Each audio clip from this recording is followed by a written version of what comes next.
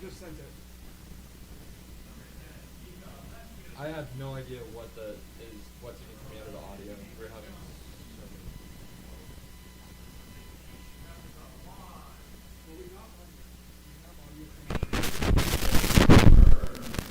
Weaver came to play with us.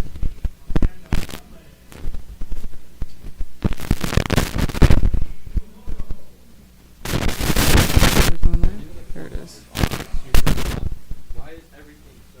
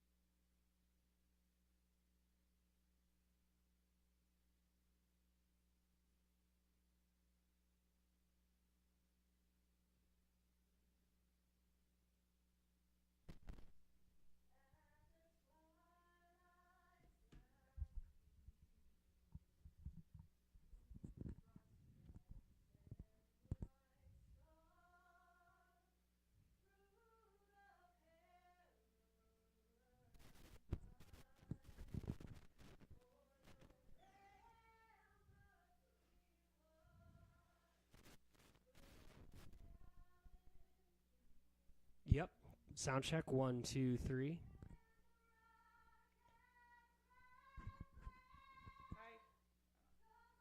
This is a sound check, 3, 2, 1.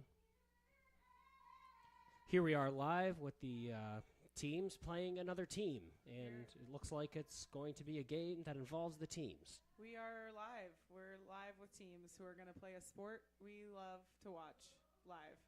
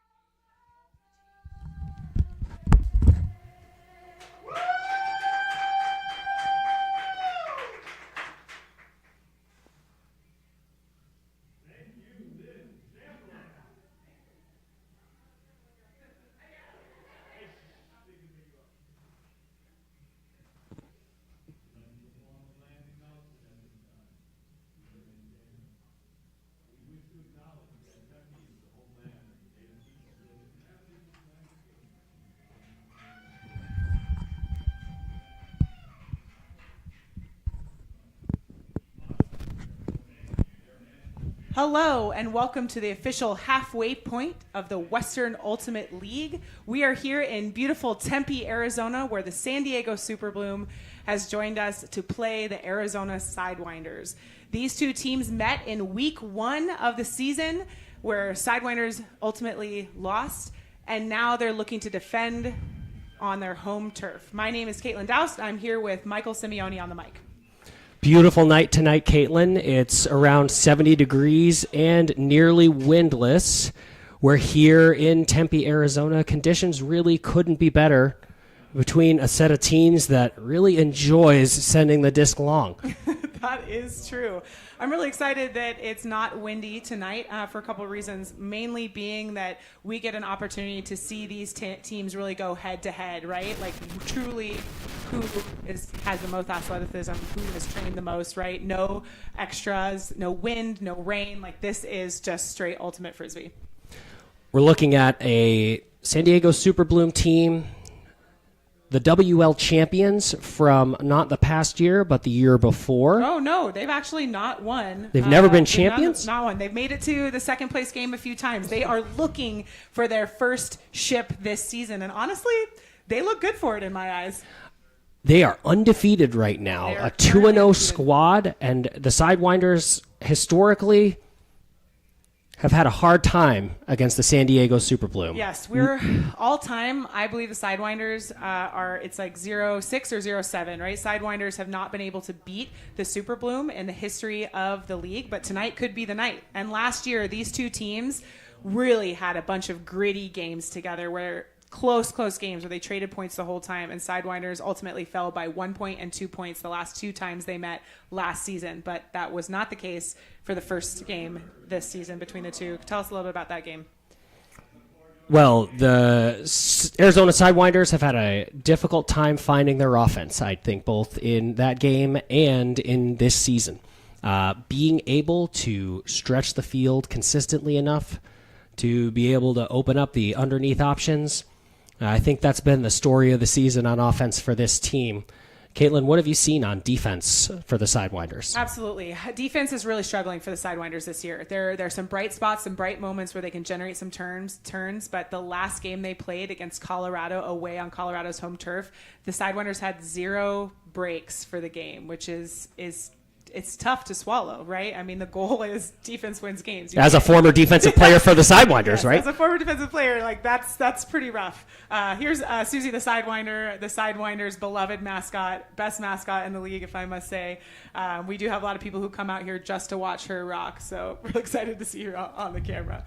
But yeah, Sidewinders have really struggled defensively this season. Offense is doing just all right, but offense is not enough to win a game, especially not against a roster as deep as San Diego Superbloom.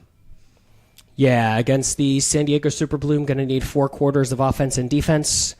So far, we've seen maybe 3 quarters of offense and maybe 1 quarter of defense. Yeah, so this is a game in which Sidewinders can't let off the gas at all for 4 quarters. Obviously, we'd love to see a close game here. That's what we're rooting for. So hopefully we see Sidewinders come out, really put on a good show, and we have a close game here. San Diego Super Bloom, they're getting back a couple of players this year that they were missing last year or that haven't been playing yet this year. Mainly Kristen Pajunas. She missed the first couple games this season for Super Bloom, but now she is back on the field, and she is absolutely a defensive powerhouse. There was a game a couple years ago where she came away with 9 blocks in one game. So her team really says, like, look for her high defensive pressure and really the way that she expands the field on offense. So she's definitely someone I'm looking out for tonight. On the Sidewinders side, what are the players to watch as they look to stabilize their season and put up a good showing against this really dominant San Diego squad? Yeah, so we have a returning Paige Applegate who missed the first 2 games as well this season for the Sidewinders, but now she is back. And she's a really steady handler in offense.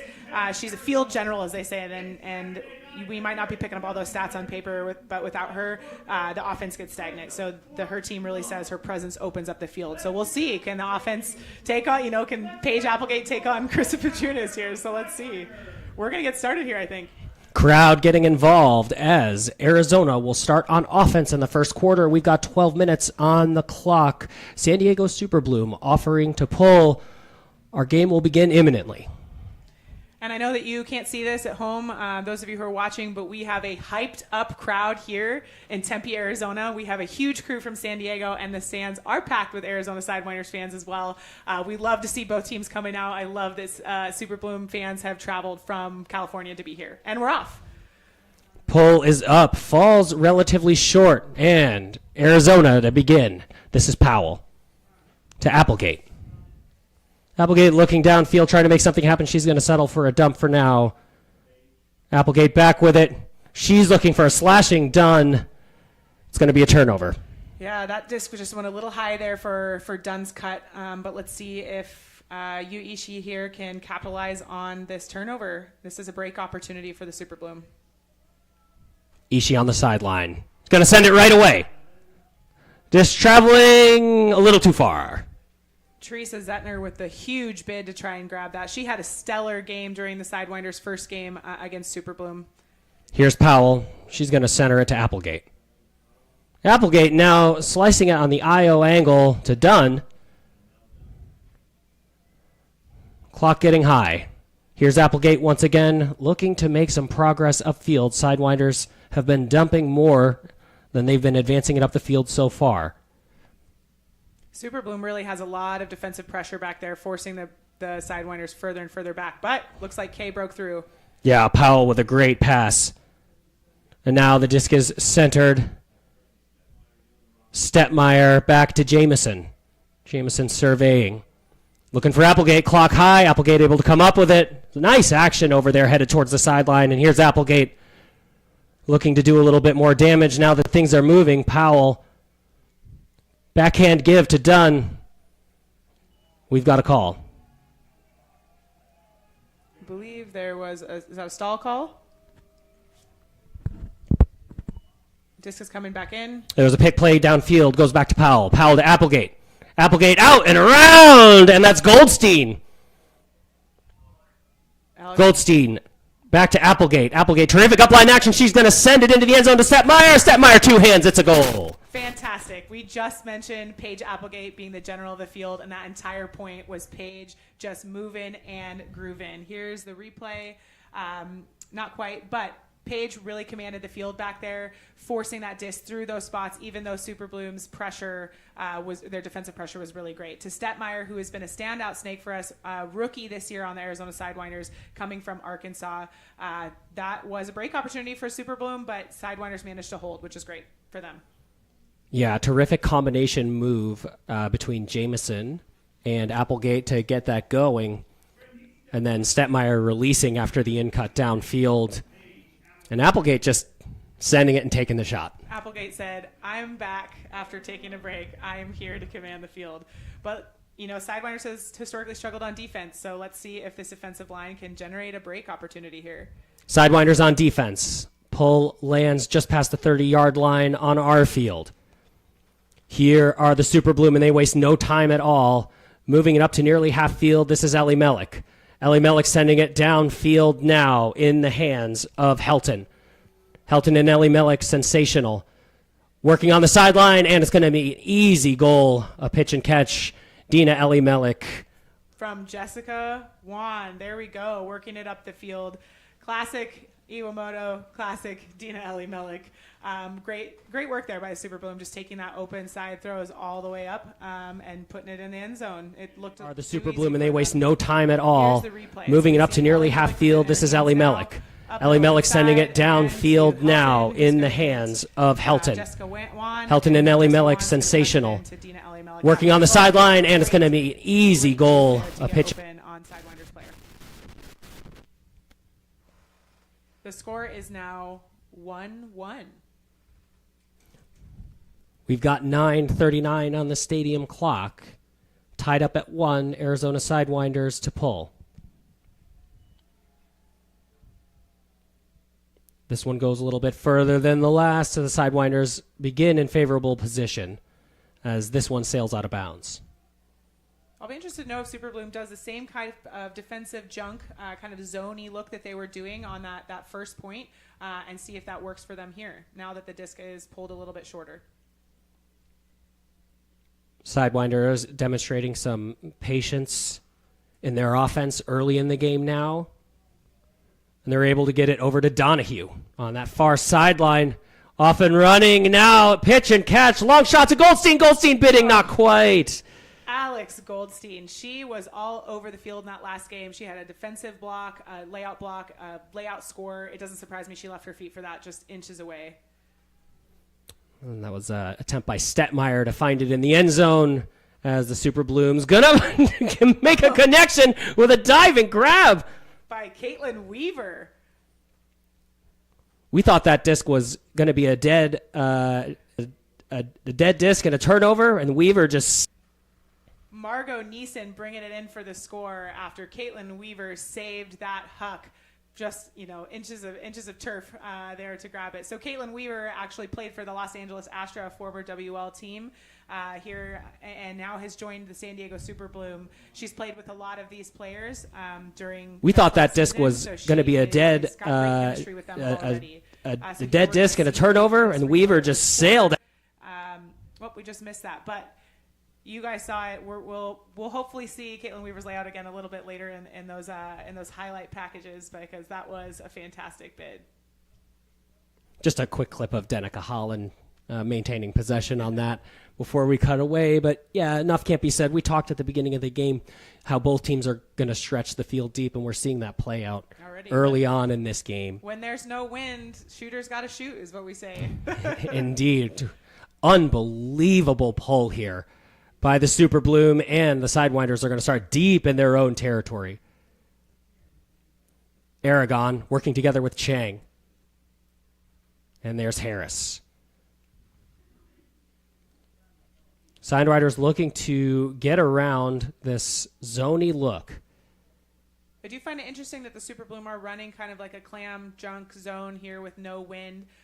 Super Bloom Sidewinders really need to get that chance to break through, and then they could take it all the way to the end zone, right? But just one opportunity could change the pace here. Yeah, and you can see how the center defender here is alternating their spacing, sometimes challenging, sometimes floating off. It's really just forcing them to make a lot of throws as Dunn collects it here on the sideline. Dunn serving. She's going to stretch the field. She's going to send it to Thomas. Thomas takes off. Can she get there in time? Not quite. So that opportunity was there. I was just talking about that, right? They cut through that zone to Mel Dunn. She took the shot. That gave them the opportunity they needed to break through that cup. But unfortunately, that disc faded out to the left there and out of bounds. So Avery Jones is going to take it here at the corner. Here's Dunn, who's ready to play defense already. Forced to stay on the sideline. Here's Pajunas.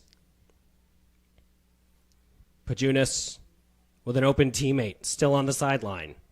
That's Zetner. Zetner's going to go back to the middle for Pajunas. Losing a lot of yards there. Sidewinders do a pretty good job pushing them back as Aragon applies the pressure. Ellie Mellick. I thought she was going to boost that one, Michael. Backhand to Rutland. Rutland back downfield. Stamba. Terrific flip downfield, and it's now attacking the end zone for the Super Bloom. Across the face the end zone for Pajunas.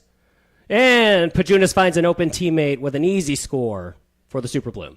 That was a kind of a dicey catch in traffic there by number 7, Teresa Zetner. Pajunas saw that opportunity, just slid it into that. That's, sometimes you have to take those tiny slices of opportunity, right? 2 Sidewinders players were there. There was no collision, which we're grateful for, but great work by Pajunas and Teresa Zetner getting space there. That combination of Zetner and Pajunas, that whole point. They ran the field. Plenty of yards taken up and good spacing and effective footwork in the end zone. I mentioned Kristen Pajunas' incredible defense, but, she also is an incredible offensive player as well. She takes that aggressive defensive energy and she drives the disc up the field, and you just saw that during that point. Sidewinders now finding themselves in an early deficit. A couple breaks. They're down 3-1 with just a little over 6 minutes to go in the first quarter. This is Kay Powell to Paige Applegate. And there's that familiar zone. Here's Powell. Back to Applegate. Applegate's going to knife it across to Donahue, who makes a terrific grab. And she's just really cleared out by Hannah Walter.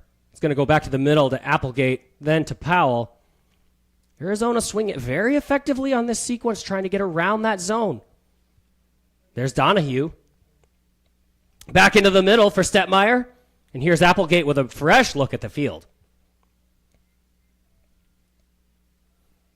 Applegate. Now in hammer position. Hammer to Pisani. And we have a goal for the Arizona Sidewinders. 3-2.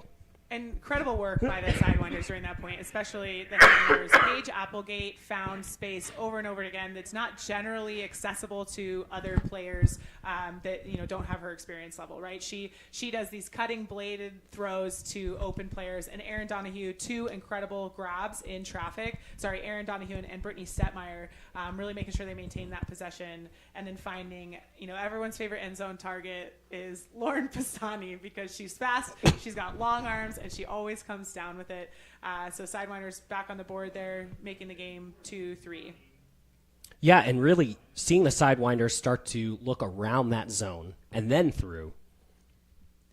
Both of those players, Lauren Pisani and Paige Applegate, recognized by the WL last year as Paige Applegate. WL all-team second team and a nominee for Offensive Player of the Year, as well as Lauren Pisani was nominated for Breakout Player of the Year last year. So we'd love to see them both return. And Super Bloom had a lot of nominations as well, and I'll talk about them as they perform on the field as we go. Here's Nissen. She's going to go to the open side. Challenged by Spiegel. Back across the field. This is Ellie Mellick. Looking to break down the mark. Find some break side space. Nifty airborne grab by Iwamoto. And now it's going to get sent to the end zone. Making it look easy, the Super Bloom. A score to Mars Bow. And they got open. They got open. That play was beautiful, right? So we had Dina Elliott looking to break down the mark, find some break side space. Nifty airborne grab by Iwamoto. And now it's going to get sent to the end zone. Meredith Bow in the end zone. Kelly Iwamoto, she on the San Diego Super Bloom has been just an absolute anchor for their handlers. I mentioned this earlier before we started this broadcast, but Kelly Iwamoto is on my dream handler team. she's one of the top people I would choose to be a handler on my dream team. She's just really got it down, and she was nominated for Most Valuable Player of the Year last year for the WL, and you can see why. Poll now by the Super Bloom. It is 4-2 favor of San Diego. 4.5 minutes to go in the first quarter. Applegate to Pisani. Applegate getting open for Pisani. Looks like settling into zone coverage once again. As Powell finds Jamison on a back cut. Stetmeyer. Backhand shot to Donahue. Donahue looking downfield to Pisani. Pisani looked a little open. We'll go back and go try the other side of the field. Center to Jamison. Jamison down the middle of the field now to Stetmeyer. Big gainer there. Stetmeyer back to Jamison. Jamison having a great point. Stoppage of play. They're picked downfield. A lot more in-cut gains on this sequence from the Sidewinders. Yeah, it looks like the Sidewinders are kind of figuring out this clam zone that San Diego is running. So they're able to break through a little bit more efficiently on this point than we've actually seen in the last couple of points. Donahue bring it back into action. And we've got Dunn offering. She's got it. And she's going to send it. And she's going to find Stetmeyer. That's 57 for Arizona with another goal tonight. Another goal. That's 2 goals for Brittany Stetmeyer tonight. She's been one of the lead goal scorers for the Sidewinders so far this season. During that point, it's Sidewinders finally broke through that clam and then made quick work of it. Right, big gainer by Stetmeyer there in the middle, so they're able to break through a little bit more efficiently on this. Donahue, very quick thinking. As soon as the disc is tapped in, she's sending it up to Dunn. We're going Donahue to right here. bring Disc it back into action, and we've got Dunn offering. She's got it, and she's going to send it, and she's. So great score for the Sidewinders there. They're keeping it tight right now. I mean, we still have 3.5 minutes left in the first, but this is a good start for Arizona. But pretty typical. The first couple of games, the first quarter has gone pretty well for the Sidewinders before the wheels have come off. So hopefully, they maintain because we love a close game. Sidewinders back on defense. Ellie Mellick running catch. Offer. Deep shot right away to Ellie Mellick. Too far. That's too bad. I wanted to see a classic Dina Ellie Mellick layout. That woman can lay out on defense, on offense. She is a triple threat. She's tall, she's fast, and she has huge throws. I'm sure we'll have an opportunity to see her do that later in the game. Sidewinders with the disc now, looking for a break. Aragon working with Chang. And O'Connell now on the outlet pass. Chang, pass is tipped, knocked down. Stall got a little high there. Laura Aragon, LP Aragon had to take a chance, and it didn't quite turn out. Ellis picking up, backhand break, and it's a goal for San Diego. That's Ellie Mellick's first goal for the night, found by Rebecca Ellis, who is a staple on the Sidewinders, on the Super Bloom handling squad. She doesn't put Pass up a is ton tipped, of stats, knocked but down. She's an anchor on Stall the got team. a little high She's there. always grabbing great, grabbing crazy catches. Aragon, LP Aragon had to making take a things chance, happen. It didn't quite turn here out. it is. Ellis picking up, backhand break, and it's a backhand to Ellie Mellick. And if you have Ellie Mellick as a target in the end zone, I would throw anything just like that. So great work by those two. Sidewinders down 2. We have 2.5 to go in the first quarter. San Diego 5, Sidewinders 3.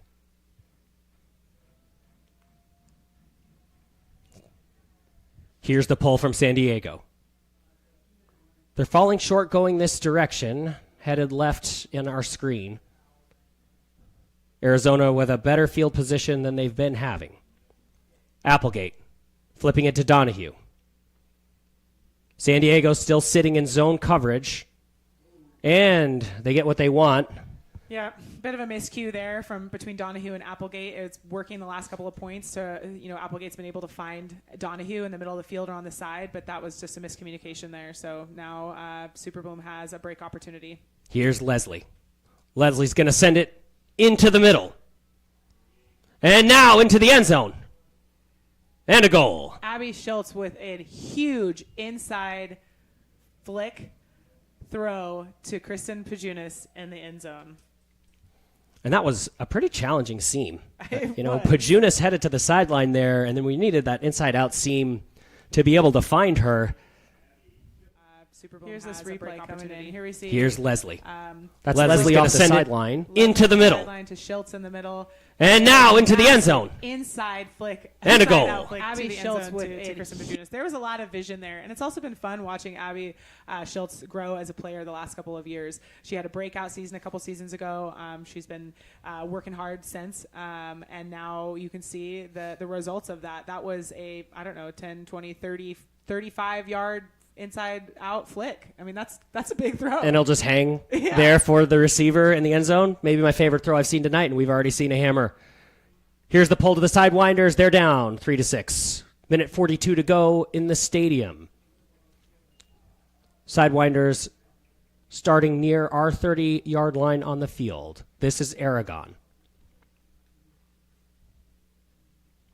San Diego content to dare them to make as many throws as possible and live with the numbers. So far, that's been generating turnovers, enough turnovers to hold a small lead.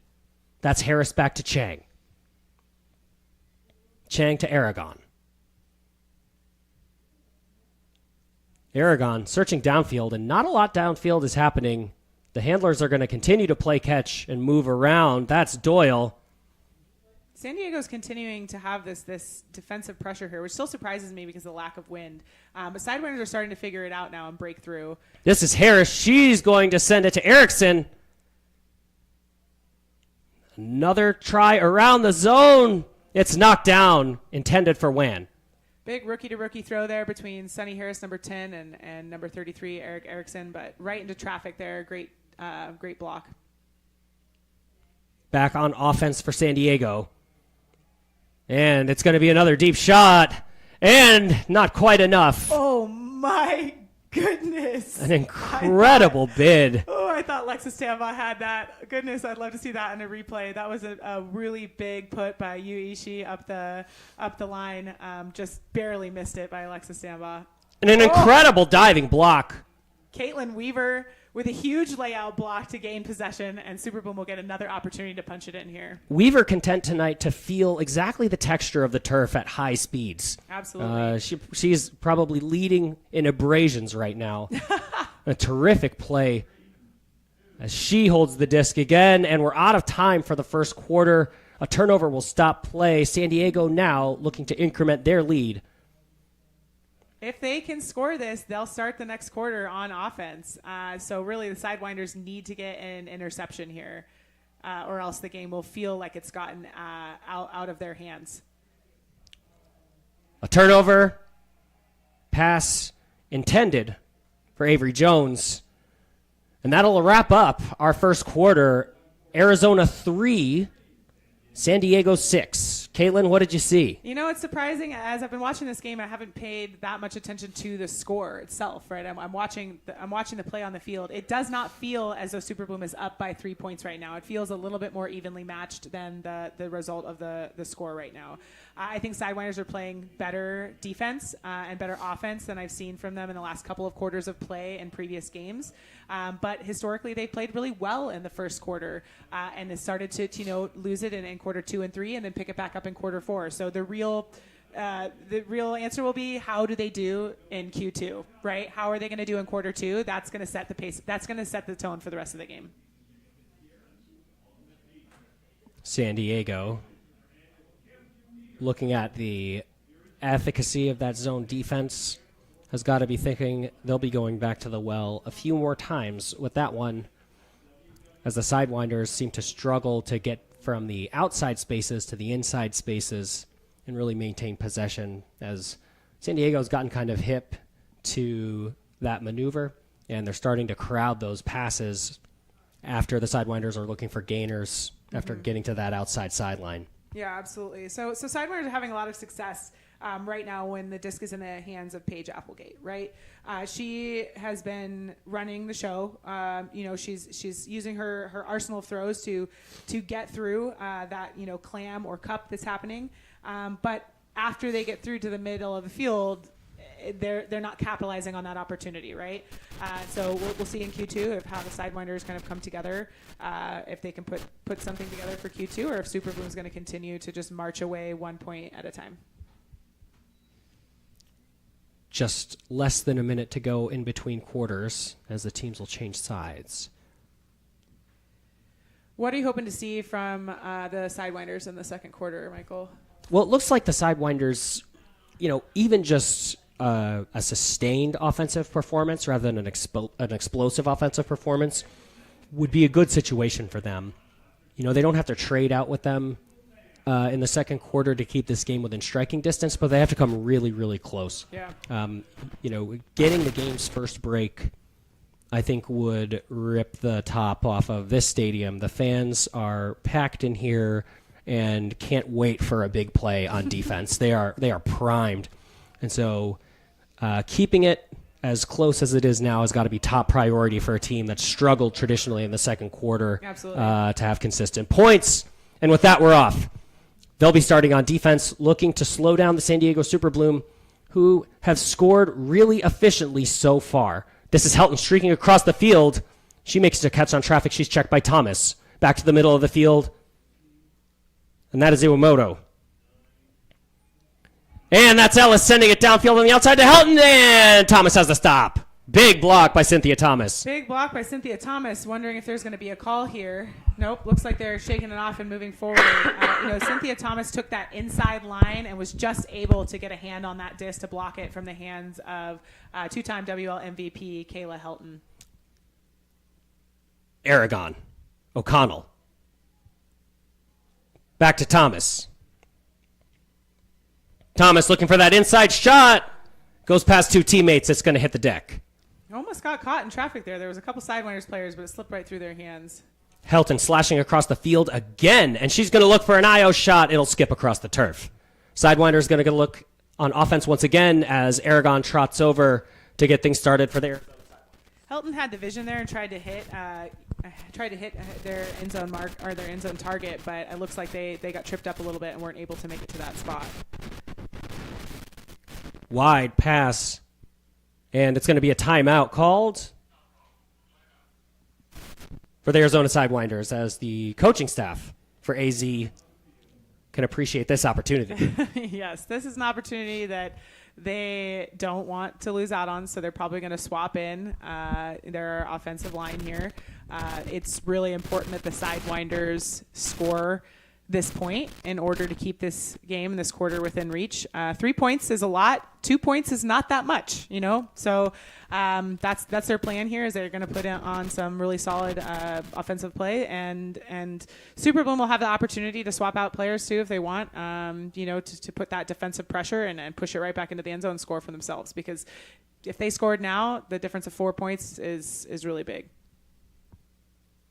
Sidewinders now with a fresh 7 on the field. It looks like the offensive line. We've got Powell, Applegate, Jameson, Pisani, Dunn, Stetmeyer.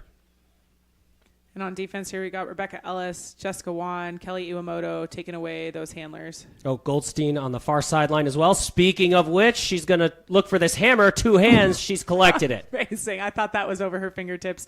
Great reel in by Alex Goldstein. Jameson working together with Applegate. Arizona Sidewinders running a sort of clockwise formation to run away from the coverage of the San Diego Super Bloom. Pisani looking dump almost immediately. The downfield continuation just not there for AZ until now with Dunn delivering. Pisani stretching the field deep, hoping for a look from Dunn, but she dumps it. Here's Dunn. She's got a whole field to look at. Applegate in front of her, but it's going to be swing to Stetmeyer. Now to Pisani. Getting closer to the end zone now for Arizona. Importance of the moment not lost on them as they approach potentially their first break of the game. This is Powell. Back to Goldstein. Goldstein manages to keep her hands on it as she falls to the turf. Must be those friction gloves. Upline offer to Dunn. It's going to knife in. Blocked away by the Super Bloom. That was Meredith Bile, number 30, with the leaping block. Meredith Bile used to play for the Arizona Sidewinders several years ago. She's in a rotation with the Los Angeles Astra, and now she's really settled in on the San Diego Super Bloom as just a fast, aggressive defender, and I would not have tested her in that position. She really can jump as well, so that was a tough opportunity there. Here's Pajunas streaking across the field. To Ellis. To Helton. Helton, backhand rip. As Jameson's looking to try to bring it down, 2 Sidewinders arrive. We've got a block. And there's going to be a foul called on the play. That's Steph Wynn. I believe that's Jessica Wan who called the foul there on Leah Jameson, and there was 2 Sidewinders players there. Leah Jameson was struggling for position, right? Trying to box out Wan as she went up. It's possible there was contact. Maybe we'll get a replay on that, but let's see what the observer's calling. No foul. Oh, yeah, as I read the wrong line of the roster. That's okay. Sometimes it gets chaotic up here. Really need some opera glasses to be able to read these numbers more effectively. Here's Applegate. Back to Powell. Playing catch here in the backfield. Pisani here to help out. And now upfield action from Applegate. Applegate, backhand rip. It's going to go to Stettmeyer. Stettmeyer's going to try to track. Just out of reach there. It was a good opportunity. I mean, Stettmeyer did have a step or 2 on her player, so I can see why Paige sent it up. It also might have been kind of a high stall opportunity. I don't see Paige Applegate throw big backhand hucks very often, so to me that says that it's possible that was a high stall count. Both teams looking sharp in the first quarter. Both teams looking tired in the second quarter. Ellis working in the backfield. There's Helton streaking across once again. Forehand bomb. Meredith Bile. 2 hands. She's got it. Iwamoto looking to control things on the end zone line. That's Pajunas running a combination with Iwamoto. And Pajunas trying to poke it in the end zone, but it's broken up. That was a right into traffic there. She had time, right? She had time to make a different decision. It looked open, and sometimes the pace of this game with only a 7-second stall is that you have to make those choices. And then there for the block. Ellis to pick up. Checked by Goldstein, and who else but Kayla Helton. Heading to the foreside with a big head of steam to start out, but by the time she got open, didn't need so much speed anymore. Not so much. Helton with her first score of the night, putting herself on the map there. It's interesting because so far with all 7 points, I believe that they've all been scored by different players. Just getting her hand in there for the block.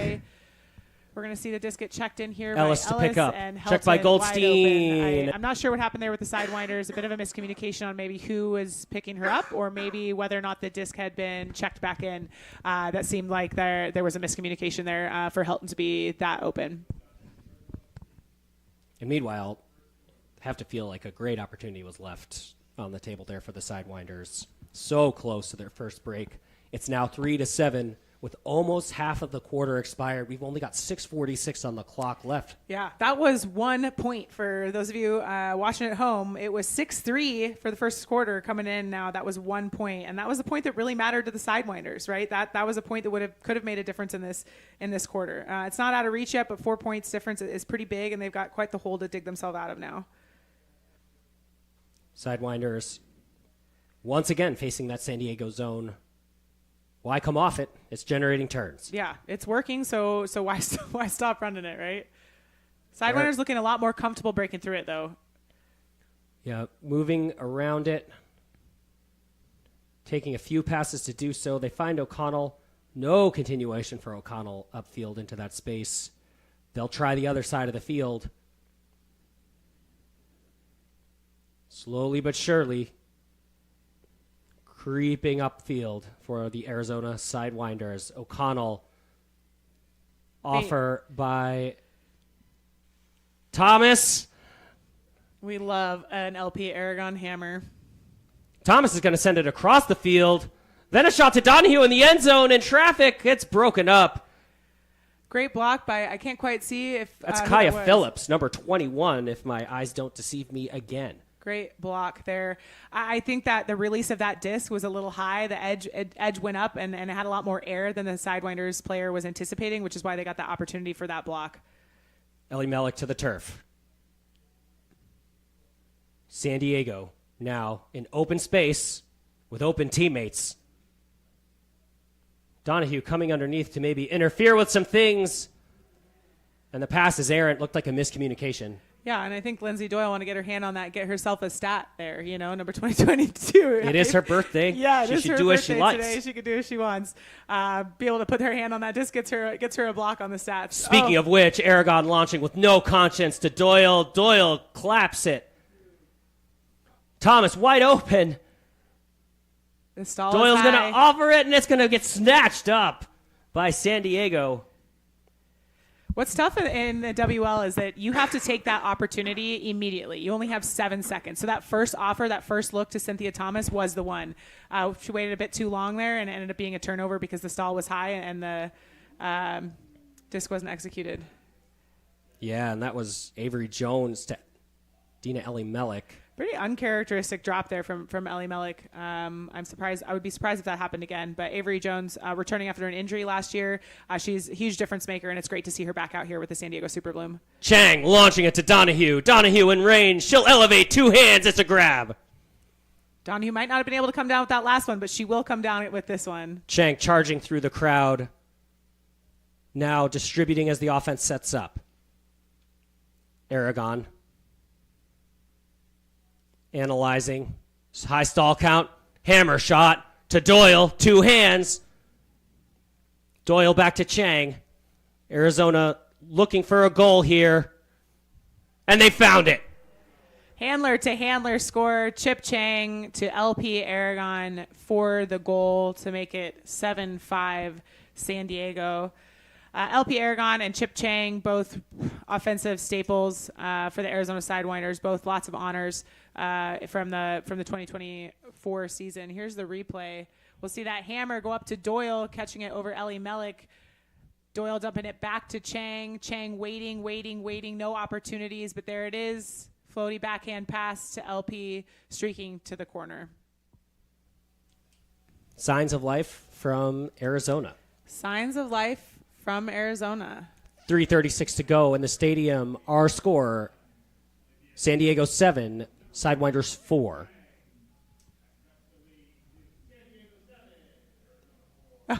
We love to see signs in the stadium. Look at this one here. I'm here for the sake. Go Susie, go Sidewinders. This is our mascot's mother. This is an adorable sign. We love to see it.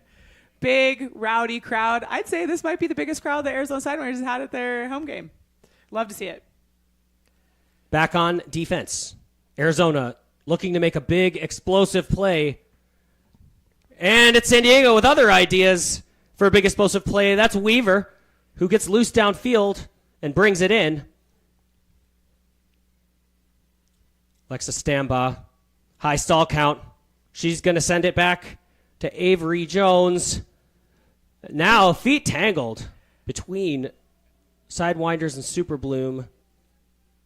That's Luna Falk getting tripped up. Definitely looked like Teresa Zettner had an opportunity on that disc, and Luna Falk came in, and her feet got a little bit tangled there. So I think the foul is going to be upheld here. Zettner going to lose yards to gain yards into the end zone. Nice combination for the Super Bloom. Absolutely. Avery Jones to Caitlin Weaver for the score. Once again, I mentioned it was great to have Avery Jones back on the San Diego Super Bloom. She was out last year for an injury. Sometimes, she puts up stats. Sometimes she's just that anchor on the line, and you can see her. She's just working the field. She's controlling the opportunities. So here we're going to see this replay. Teresa Zettner is going to bring it in off of a foul call here.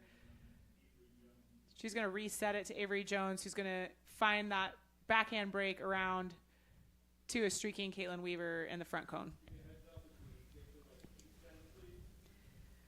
That score puts another San Diego Super Bloom player on the stats board for goals. They are really equitable in their scoring today. We've got it distributed amongst Teresa Zettner, Bao, Elimelech, Pajunas, Helton, Weaver. I'm sure I've missed someone in there, but they're really distributing their goals to near everybody on their roster, which we love to see, right? It's a team, not a individual sport, so it's great to see that distribution. 4-8, Arizona Sidewinders trail by 4 points. We've got 2:46 to go in the half. Goldstein to Stepmeyer, back to Goldstein. Goldstein taking a minute to collect it, and we're back in the middle with Applegate, who's going to send it to 10. Number Harris. Forgive me, Sonny Harris. Jamison to Harris. Good handler motion so far by the Sidewinders in this offensive set. That's a risky shot. Pajunas applying a ton of contact at the end of that run. Still hauled in by Pisani. Nifty break shot by Goldstein to find Dunn. Back in the middle of the field. Applegate now to Harris. Applegate now surveying. Applegate looking for the right space. We've got 2 minutes left in the half. Field general indeed. Stepmeyer able to work with Applegate once more, maintaining possession and keeping a fresh clock. Blade to the wide side of the field. That's Powell. Dunn, forgive me. Dunn is able to collect it and keep the play alive. Dunn back to Applegate. Stoppage of play. I was surprised. I thought Paige Applegate was going to release a backhand immediately there when it was swung to her. The San Diego Super Bloom are making their presence felt on defense. Even on these catches, they're making sure that they're very close and very physical. Absolutely. A lot of pressure there during that point from Meredith Bile, who I mentioned before, who's very fast, very aggressive, loves those run-through blocks. Almost got her hands on that one, I believe, to Brittany Stepmeyer, but she came down with it. Making the Arizona Sidewinders think twice on those in-cuts. This is Paige Applegate approaching or at the edge of the red zone here as the Sidewinders fall into a horizontal stack of some kind. Stepmeyer outside to Jamison. Jamison, quick flip to Pisani. It's a goal. Sidewinders 5, San Diego 8. There was a bit of a moment there where I thought a stall was going to get called on Paige Applegate. That it had to have been a high stall there, even if it was reset off of the call from the observer. She was able to make it through with one of her classic crazy upside down throws to perfect open space. Here comes the replay. We're going to see Applegate's upside down throw here. Yes, definitely a high stall right over the top to Brittany Stepmeyer, who dumps it to Leah Jamison, who shoves it up the line to Lauren Pisani for her second score of the night. And that San Diego defense, when the zone crumbles to person, the marks are very good. They're very good. And the pressure on the open side is intense. Listen, San Diego Super Bloom is looking to come out. Obviously, every team who plays the sport looks to win, right? But San Diego Super Bloom is looking to go out of this game 3-0 to continue their pathway to championship weekend. So they're not going to let the Sidewinders get in their way. I don't think that they're going to put that pressure on for every single play, every single point. They know that every single point matters because point differential matters when it comes down to it. Sidewinders to pull on defense, looking to make something happen. A little more than a minute to go in the first half. It is 5-8. It would be huge if the Sidewinders could get a stop here. Super Bloom would feel more comfortable if they could get a bit more separation before half. Great outside shot to Helton, who's going to go back inside to Phillips. Phillips back to Helton. Helton's going to find that inside shot, and it's not too far. Meredith. It's a goal. Who came down with that disc for the score? Is that Mars Bow? Mars Bow. Kayla Helton, they had the vision, right? One of those inside flicks. I mean, that's at least the second score that San Diego Super Bloom has scored off of a what I would call a dirty inside flick, right? Found their player streaking to the end zone, almost overshot them, but somehow Bow managed to stay with it, and the disc floated just long enough. To those inside windows on the mark Yep. that end up, flying about straight down the field and have a nice shape to them. And a lot of touch, and the receiver's able to do a lot of damage as a result. Now, we can also see that the marks from San Diego are protecting the same spot. And so we can kind of get a sense of how they're practicing. Yeah.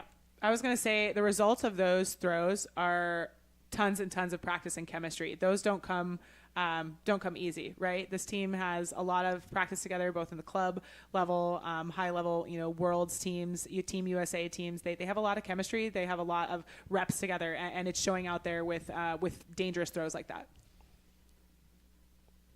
Arizona now with what would likely be their last offensive look of the half. They have 18 seconds to go on the stadium clock. Once again, this is a pretty important opportunity for the Sidewinders to score this point. Bring it within 3 before going into the second half. And we have a stoppage of play. Timeout for AZ. With 1 second left on the clock. Their offensive line is already out there. I wonder if they're going to make any swaps to their personnel, or if San Diego will make any swaps. But they might just stay out there and make a plan. Yeah, as AZ sets up to try to find a way to... Now, they do have, because the WUL rules stipulate it this way, that they have unlimited time to score so long as they don't turn the disc over.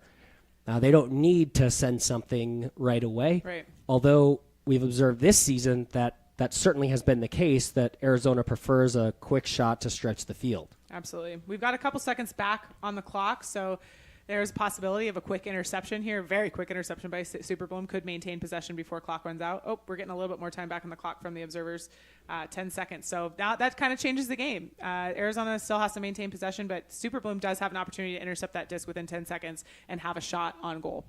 But if the time expires before Super Bloom has gotten an opportunity, then the disc would be dead and the half would be over. Arizona setting up on offense. Yep, looks like they're coming out in a pretty typical horizontal stack.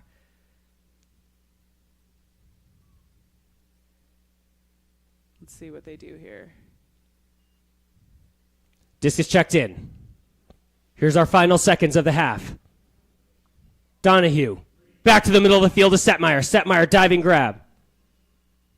That's time. The quarter will end with a change of possession, as Dunn is grabbing it from a deep shot from Stepmeyer there near the red zone. Big Dunn shot from Leah Jamison. High stall count, able to find Applegate. Sidewinders now back to the sideline. Jamison working with Powell. Powell up line. Flip to Powell. Looking to close things out. Applegate. Across the field to Donahue. She'll have to elevate. She's got it. And a quick pass to Dunn. Sidewinders 6-9. Sidewinders did what they needed to do to end the half, right? That was a really important point. And they were patient and they were determined to get that score, even though there was relentless defensive pressure from the Super Bloom. I'd love to call back to Leah Jamison, number 3 on the Sidewinders, putting up that huge huck. Here's the results of that. We've got Kay swinging over to Paige, who immediately swings it up high to Erin Donahue, comes down with it. 1 second, high release backhand, straight into the arms of Dunn. Leah Jamison, number 3, she's not a rookie this year on the Sidewinders. She played last year, but not a lot of playing time. This year, it's really great to watch her grow and kind of find her stride and confidence. That was a massive huck from her on the field. So her kind of gaining that confidence, she could be a big playmaker for Arizona this year if she kept that up. San Diego Super Bloom sitting in a pretty good spot going into the second half. They're up by 3. It's not a lot, but it's not a little, right? This is the type when it's a 3-point difference, it could go either way. One score for one way or the other could draw that game really close or spread that game really far. So we're kind of in an interesting spot here going into the second half. Nothing is guaranteed. Right, and back to how physical and intense this game is. You could see Dunn, as she was trying to release and get open in the end zone, tested her defender just for a second to try to see if she would bite on any kind of head or step fake. And the D has been so aggressive that Dunn was able to get open as a result. So we'll see as these teams start making adjustments to each other, how that might transform the second half. And we are going to go down to the field for a halftime interview now with San Diego Super Bloom. In the meantime, you can see that this halftime showcase game, we've got Phoenix Women's Rugby and Tempe Women's Rugby coming out to do a nice little showcase here for the halftime show.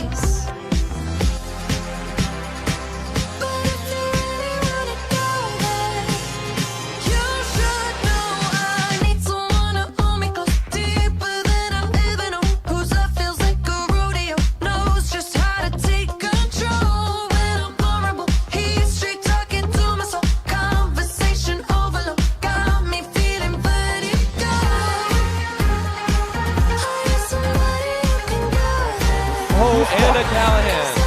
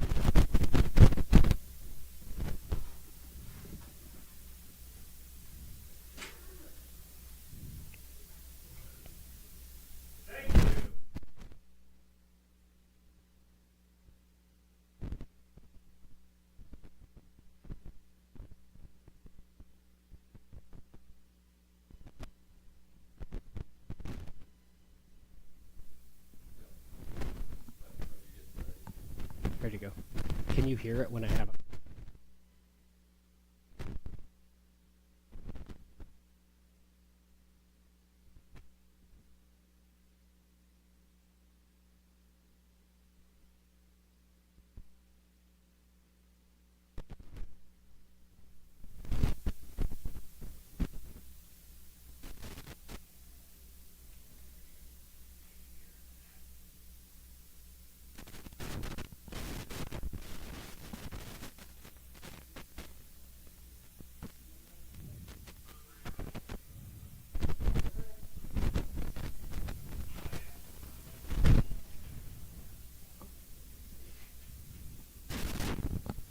And we're off. It's the second half of the game between San Diego Superbloom and Arizona Sidewinders here in Tempe, Arizona, where the score is 6-9.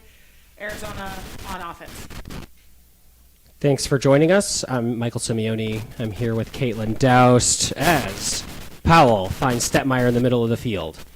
Goldstein and Applegate with a combination. Chewing up yards early and often. Sidewinders looking very well paced at the beginning of the half. Donahue finding Goldstein. Back over to the middle to Jamison. Jamison zipping it to Powell. Sidewinders now losing yards as the downfield cuts are not coming. Going to be a high stall here. She's going to send it. This is Donahue, who's not able to take it away from Ellis. Ellis, terrific positioning, and now San Diego back on offense.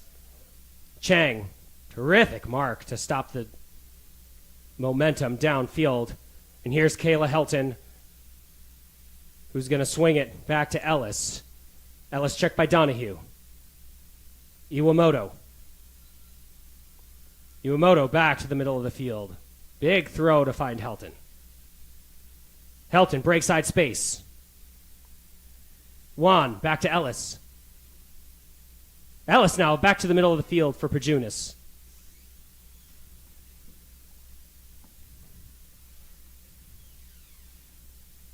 Things looking rosy on offense for the San Diego Superbloom. Pajunas in open space. Testing the mark, but flips it back to the open side for Ellis. Ellis really was everywhere at that point. I mean, they were churning back there, the offensive, or the handlers there for the San Diego Superbloom between Ellis, Helton, and Iwamoto. And so it was, serendipitous that Ellis was the one who came down with that score. Just a really solid player. I mentioned her before. I like watching her play. She's putting a stat on the board there. Take another look at this goal. Here we've got number 37, Hannah Walter, moving up the field to Ellis. Ellis finding Pajunas, up line, and again, Pajunas finding Ellis as she beats her mark, Aaron Donahue, to that front cone. That's a really important spot, that front cone. You really don't want to get beat to that front cone. So Ellis, textbook kind of play there. The Sidewinders are going to have to clamp down harder on defense to make this happen. Sidewinders back on offense. They've given up an early break. They're behind 6-10, 10 minutes to go in the quarter of the third. The game isn't out of reach for the Sidewinders quite yet. It feels like 4 is kind of an insurmountable amount of points right now, but it's definitely not out of reach.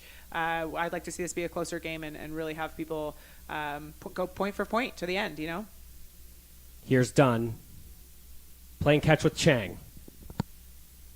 A return of that zone look from the San Diego Superbloom, done now with a little bit of daylight. As Chang puts it back to the middle to Aragon.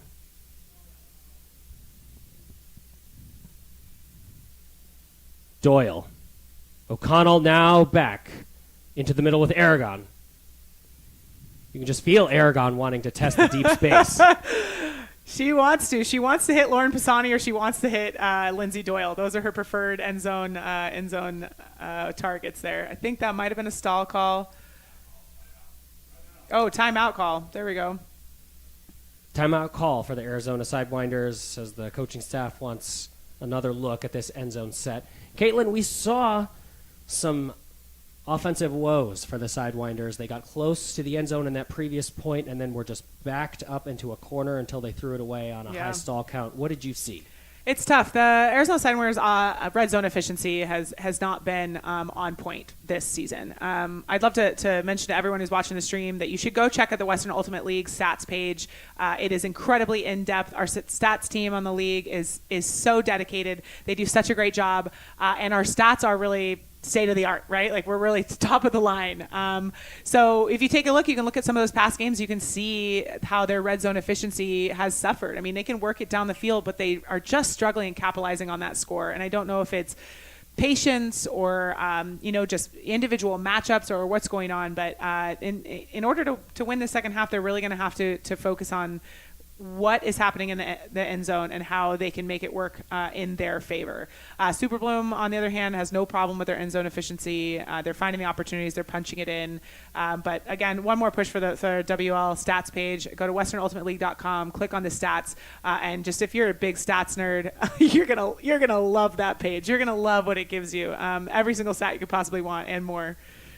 Just don't look at the Arizona Sidewinders offensive efficiency in the red zone as Doyle sends it to the sideline. We've got a stall called on the field on O'Connell back before she sent it to Doyle. I do feel like that was a little bit quick for a stall. Looks like the observer is calling it that it was not a stall, so it will remain with Lindsay Doyle there on the left side of the field. Cutting sequence right out of the timeout look crisp. Sidewinders moving the disc pretty rapidly. But it looks like they've hit a sticky spot on the sideline again and a turnover trying to get back to the middle of the field with a diving attempt. Super Bloom on the attack. That's Helton. She's going to blast it to Ellie Mellick. Ellie Mellick in traffic going up. Turnover. 3-on-1. It takes 3 players to mark Dina Ellie Mellick deep and in the air. So, it turned out good this time. But if it was a one-on-one matchup, I was probably going to pick Dina Ellie Mellick every time. Blade to Doyle. Back to O'Connell.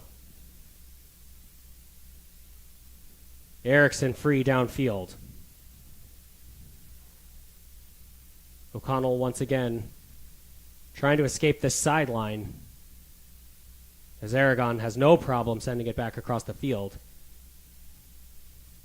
Cutting for the Sidewinders seems like it's drying up. There's just not quite the right angle when the disc moves to really advance it downfield. Yeah, and the handlers are being patient, but there's a good gainer. But we're really not seeing those downfield cuts as we should, right? Which is why they keep getting pushed further and further back into their side of the field. O'Connell able to pick up some yards and get good position. She's going to send it backhand to Dunn. Now things are moving. Sidewinders finally get a breakthrough. Erickson now not very much time. Back to Chang with a very nice throw, all things considered. But a loss of about 10, 15 yards there.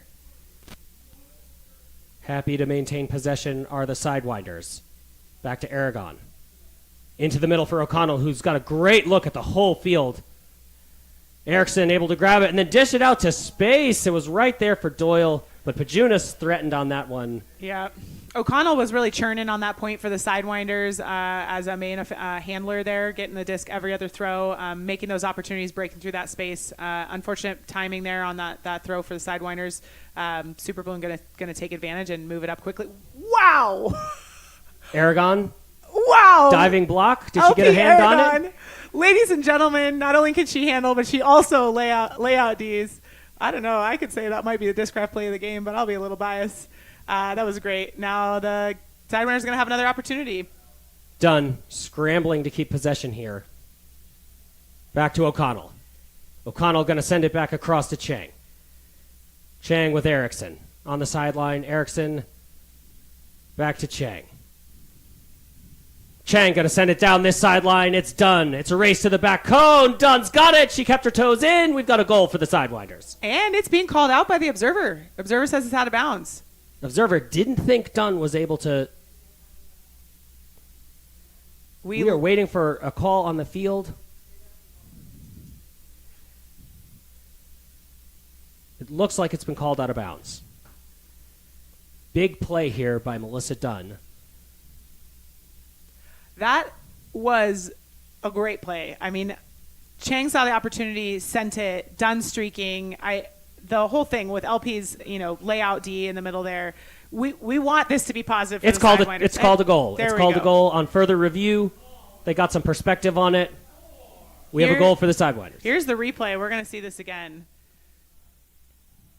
We've got Chang with the disc, sending it deep. Melissa Dunn towing the line. Honestly, from this angle, it does look like she keeps it in. Obviously, I don't have the best perspective from this high up angle, but observers decided to call it a goal, and that's a big goal for the Sidewinders. I would imagine that their energy is really high now after a layout block, massive throw, big score, winning that call. You know, that's got energy is a big deal in this game, right? Like if you have low energy or if you're not excited, the tides. The tides can turn. So at this point, I hope they're fired up. Their defensive line really needs to put in the work here and generate a break. And once again, this game could be within reach. If they score this break, it'd be 8-10, right? I mean, that's a game within reach. But San Diego Super Bloom has their offense, there's no cracks in the armor, right? There's no cracks in their offense. So Sidewinders are going to have to generate those turns for them to have that opportunity. San Diego's not going to give it to them. We've got just over 6 minutes to go. 7 for Arizona, 10 for San Diego, and the Arizona defensive line is going to charge downfield, seeing if they can apply some pressure to the Super Bloom and get a stop, and they've got it. That's Madison Spiegel. That's That's Luna about. Falk, who streaked downfield and got her hand on all of it. Falk with a terrific play. Jameson. Looking at Thomas. Thomas scrambling to collect it. Sidewinders sense the importance of this possession. Thomas, 1 shot. No, 2 shots. Yes. Now looking to send it into the end zone, and it's dropped at the last minute. It looks like it bounced off the turf. We're going to be going the other way. Heartbreaking outcome for, a hell of a point there for the Sidewinders. Big bummer that was dropped, but really great play from the Sidewinders there. Madison Spiegel, a name to remember. I'm putting my money on her or Alex Goldstein for Breakout Player of the Year this year. That was an incredible block and could have had the tides turn, but San Diego's back in possession. It's, Sidewinders have an opportunity maybe get a block here, keep it in this back half of the field and get another opportunity. But San Diego's going to keep working it up the field as they do. Rutland looking. That's Eifert. Late bid. Here's Helton. Helton's going to send it into the end zone. Zettner. Zettner's got it. San Diego, 11 points. Arizona, 7. Incredibly consequential swing right there, Yep. Caitlin. Kayla Helton with another assist, and Teresa Zettner with at least her second score this game. Like you said, a really consequential point. That could have gone either way, right? The Sidewinders were knocking on the doorstep, but again, and red zone efficiency lacking there. Just a stumble of the disc. It could have gone either way. We could be looking at a score that was 8-10 instead of 7-11, right? Sidewinders are really going to have to start capitalizing on those to make a game out of this. Arizona back on offense.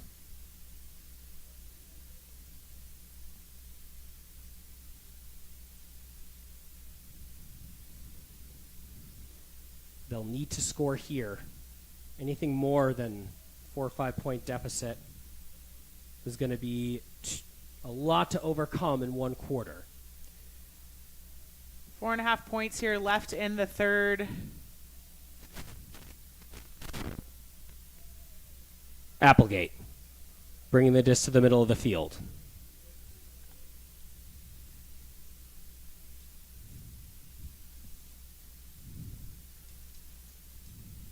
Here's Applegate. Harris. Disc is up. It's to Goldstein. Goldstein, 2 hands. It's a goal. Alex Goldstein tracking that one down. It did look like for a moment the defense would have an opportunity to get their hand in there. But Alex Goldstein does a really good job positioning her body to keep that player out of her way. I mentioned her a couple minutes ago as an option for maybe breakout player of the year for the Sidewinders. She has a rookie on the team this year, used to be a practice player. Here's the replay. We got Paige Applegate with it here in the middle. She's going to swing it, or just down the middle to Lauren Pisani, who finds Sunny Harris. Sunny Harris looking, shooting a big open side flick. down to Alex Goldstein, who does a great job maintaining possession and putting her body in a good spot. Alex Goldstein had an incredible game against Colorado Alpenglow last weekend, tallying up a couple of scores, a couple of blocks, no errors. So she's really becoming a staple on the Sidewinders for those middle of the field and end zone shots. So here's LP Aragon coming in with the pull. Sidewinders, again, within reach. If they can get this break, they could get this score within 2 points, and it's the wheels haven't come off yet, and it's the third quarter. This is some of the best I've seen the Sidewinders put together for three quarters so far. Here's Nissen, middle of the field action, as the Super Bloom are moving in and out, outside to center of the field effortlessly. Here's Iramoto catching, surveying downfield. She'll take a minute. She'll send it back to Nissen. Nissen testing. Nissen back upfield. Super Bloom looking steady as they look to answer. All kinds of open space. Now big upline shot. Nice move by Nissen,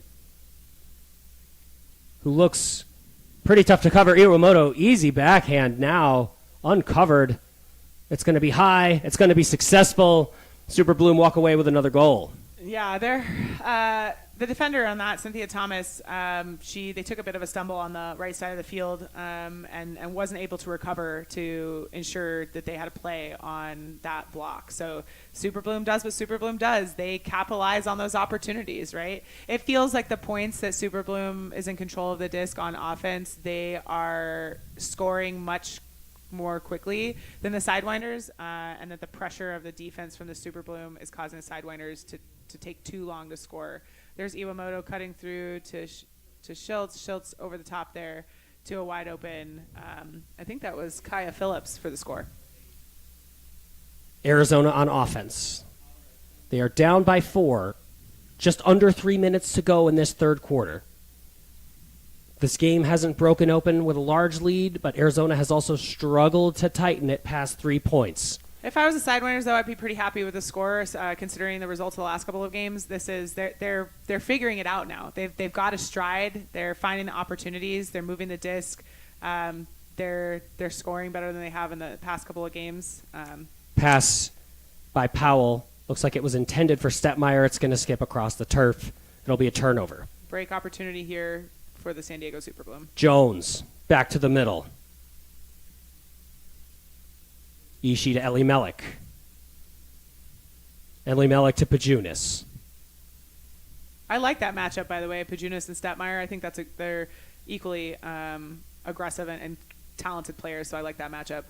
High pass. That's going to get knocked away by Donahue. Elimelech tipped off her fingers, and Donahue takes care of business there. We've got under 2 minutes to go in this quarter with Arizona a chance to put one on the board and tighten the deficit, but Applegate's going to call a foul as she tries to get through the mark of Elimelech. We talked about San Diego guarding that inside spot on the mark, and we see that there, not giving it up no matter what.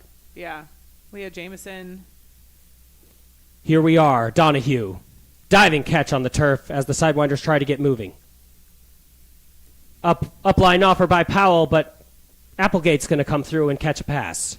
There was quite a bit of contact there between those 4 players as Kay Powell tried to squeeze through. Could make this score 13-8. Here's the Super Bloom. Jones. Sending it wide to Elimelech. Goal. San Diego. A lot of trust there. Avery Jones and Dina Elimelech have played a lot together. Jones was out last year due to an injury, but before that they've been playing together in club and pro. And Avery Jones, that trust there, that throw, she got it around and a little bit high because Elimelech likes it in the air, right? I mean, she can lay out where she can go in the air, but if I had Elimelech as my receiver, I would also do that kind of throw. So you can see Jones coming up to the disc here. Tapped in, Elimelech goes to that front cone. Big around to Elimelech for the score. Making that score 13-8. The largest the deficit has been all night, with just a little under a minute and a half to go in the third quarter.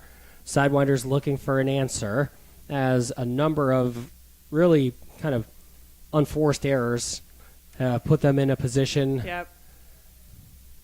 that is really not where they want to be here in quarter 3. Yeah, Helton with the pull. I mentioned that earlier. It's just that Super Bloom are not making a lot of mistakes. They're making some, but they're just not making a lot of mistakes. And the Sidewinders have to generate those opportunities on defense, and they have to not make mistakes themselves. That's why the score is the way that it is right now. Here's Chang working with Aragon. And Doyle, great one-handed grab at full speed. She's going to find Chang. Chang sees her person downfield. She's going to rip it. Trailing back. Thomas is able to grab it out of the air. Now she's going to flip it up high and successful. That throw by Chip Chang did not come off the way that I think she anticipated it. So, Doyle here pops it up to Chip. Chip sees the opportunity. She sends it, but it goes far out to the right, too much outside in there. The intended receiver can't get there, which was was Emma Erickson. But a floaty throw out to Sunny Harris. How about Harris in the pursuit to make sure that Yep. there was an opportunity that once Thomas had made that big catch, Yep. she was going to have somebody open in the end zone. Yeah, never giving up, knowing that disc wasn't going to be in the end zone off of that and following up. Sunny Harris is a new player to the Arizona Sidewinders this year. They just moved to Arizona, and they've been a really important person to generate plays on offense. There's that Look throw again. where Thomas starts at the beginning of this Sunny play. Harris knows that it's coming down, immediately cuts for Cynthia to that corner, wide open. Beautiful. It's an opportunity Sidewinders need, but they need another one and another one and another one. So they've got a long way to go. I think it's possible, but San Diego is looking really clean. Sidewinders on defense, looking to get a stop. That's Helton. Helton up to Pajunas. Pajunas looking to make space. Oh, Janet Wan, terrific block. Janet Wan did a great job using her body to help defend that space. Helton loves to throw to Pajunas deep. I mean, she's a great end zone receiver. Now that she's back and she hadn't played that first couple of games, so Pajunas is still maybe getting her feet under her for the league again since she's been out. But Wan did a great job getting in there and preventing that. Here's O'Connell on the run. She's going to send it deep. And it's blocked. Time expires. San Diego comes up with the block. That was O'Connell looking to stretch things, looking to open things up. Pass intended for number 13, Luna Falk. Caroline O'Connell is known for her big, long backhand break throws. She came from University of Texas, where she was known for that, and sending it down to her receiver from Tucson, Luna Falk. Unfortunately, time expired, and it was blocked by the Super Bloom. So we're going to go into the fourth quarter now. Sidewinders have quite the task to be able to dig themselves out of this hole. It's not out of reach, but they're going to have to just start shooting. They're going to have to start sending discs to the end zone to score fast. And that could mean that the score gets further and further apart if they're not capitalizing on that, rather than keeping it tight if they're playing long points. But that's the risk you have to take if you want to win the game. You just have to shoot. Yeah, and we saw some success on the part of the Sidewinders, who were able to get an early block on one of the points in the third quarter by sending a ton of pressure with everybody running, like going for broke. That early pressure and that emphasis on tons of pressure, that paid dividends. That was a slightly different look than what they've been presenting before. You have to think that in order to make up this deficit, they're going to have to show some defensive wrinkles, or whatever defensive wrinkles they show are going to have to be a little bit more profound than what we've seen before. We know the coaches are making adjustments in game, but something's going to have to change in order for them to come up with some stops in enough time. At this point, no one's interested in a moral victory for the Sidewinders where, we only lost by 3. I don't think that's going to be the conversation. So I think your point is a really good one for people to keep in mind as we zoom in on this fourth quarter, Right. that, you're going to have to take a shot, and that may mean that the score doesn't look as good at Right. the end of the night. Yeah. But Sidewinders are going to have to take a shot. They're going to have to disrupt the flow of this team haven't looked like they've been able to do that yet. No, but I will say on a positive note that the Sidewinders have put together 3 pretty good quarters so far. This is the best 3 quarters they've put together in a row, since the beginning of the 2025 season. We haven't seen the last of them. I think that it could go either way if their deep shots work out here. But Super Bloom is marching their way to championship weekend here. They're looking to go 3-0 at this, and I think they're well on track. Sidewinders looking to make a mess. Try to disrupt this San Diego offense. Here's that pressure. San Diego now finding Ellie Mellick. Ellie Mellick now upline to Ellis. Ellis is just going to send it downfield. Chang trying to break it up, but Zettner did a good job stacking on the receiver route. Disc is flipped to Zettner. 3 goals for her so far for the San Diego Super Bloom. March down the field, Ellis, Zettner, all of the usual suspects to make that happen. Super Bloom, that point was important. That point, I think that point maybe puts this game a little out of reach for the Sidewinders. I mean, it's only 5 points, but there's only 1 quarter left, right? So, again, Sidewinders are going to have to start shooting. They're gonna have to make plays happen fast. 12 minutes seems like a long time, but it's really not. It's really not a lot of time to work it down the field. And all of the previous points really have been Sidewinders have been working and had possession. You remember this? I think it was the second quarter where 1 point took up half of the game, half of the quarter. I mean, so we can't have points like that, for if we want to see Sidewinders get closer or even win the game. Here is Powell, Applegate, and Jameson working together as a trio. Goldstein trying to rescue that one. It's a bit of an overthrow there, giving Super Bloom yet another opportunity. This is the stuff I'm talking about. I mean, Sidewinders can't make these mistakes. Super Bloom is likely not going to make a mistake here and going to punch it in. Pajunas to the middle of the field. Ellis, Iwamoto. Oof. Iwamoto flipping it up in the air to Ellis. There you go. Making it work. Ellis with the second goal tonight. Again, that trust. I've talked about this trust on Super Bloom and the chemistry, but truly all of these players have played together a long time. There's a handful of rookies on the team this year, but even those rookies have played with these players in arenas outside of the league. So throws like that, moments like that, Iwamoto putting up this high release, floaty, push passy type throw to Ellis in the end zone is a matter of trust and repetitions because they played together so much. And that's what why you see Super Bloom doing so well this season. I mean, their core of returners is there. They've added a few new solid players, and they're again marching their way to championship weekend. Sidewinders moving a little too fast. Unforced error on that handler set. Puts them back on offense as Ellie Mellick sends the pull. Chip Chang, the strategist behind the Arizona's team systems. She's a product of San Diego Ultimate, so she is no stranger to the Super Bloom as well. She's played with these players a lot, so she knows what they're capable of. Aragon. Back to Chang. Chang. Back to the middle. Dunbroke on her cut. Chang turned away just at the last minute. Did not see her. Back to Aragon. Love a quick dish there. Aragon's going to send it deep. Dunn's going the other way. Dunn's going to try to make it happen anyway. 2-on-1. San Diego comes up with the stop. They're back on offense. Here's Ellie Mellick in open space. Going to find Iwamoto. I mean, Iwamoto, we thought she was going to throw it out the back of the field. Camera thought she was going to throw it.